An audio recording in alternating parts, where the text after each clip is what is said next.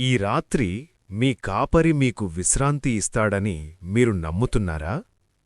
ప్రియమైనవారు, రోజంతా అలిసిపోయిన మన హృదయాన్ని ఇప్పుడు దేవుని సన్నిధిలో విశ్రాంతి చేయించుకుందాం. ఈరోజు వాక్యమును చదువుకొని ధ్యానించుకుందాము.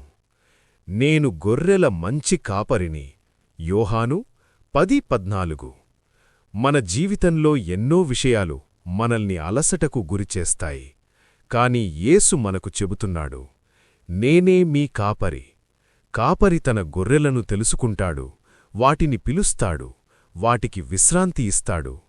ఈ రాత్రి మీ హృదయంలో ఉన్న భారాలను ఆయనకు అప్పగించండి. ఆయన మీను శాంతిలో నిద్రపోనిచ్చే దేవుడు. ప్రార్థన. ప్రియమైన ప్రభువా, ఈరోజు నన్ను నడిపించినందుకు నీకు కృతజ్ఞతలు. నీవు నా మంచి కాపరి అని నేను నమ్ముతున్నాను. ఈరోజు నేను చేసిన పప్పులను క్షమించుము. నా హృదయంలో ఉన్న భారాలను నీ పాదాల దగ్గర ఉంచుతున్నాను. నా మనస్సుకు నీ శాంతిని నింపుము. ఈ రాత్రి నా నిద్రను కాపాడుము. నా కుటుంబాన్ని నీ రక్షణలో ఉంచుము. రేపటి రోజు కోసం నన్ను సిద్ధము చేయుము. యేసు నామంలో ప్రార్థిస్తున్నాను. ఆమెన్. మీ కాపరి మీను కాపాడుతున్నాడు. శాంతితో నిద్రపోండి.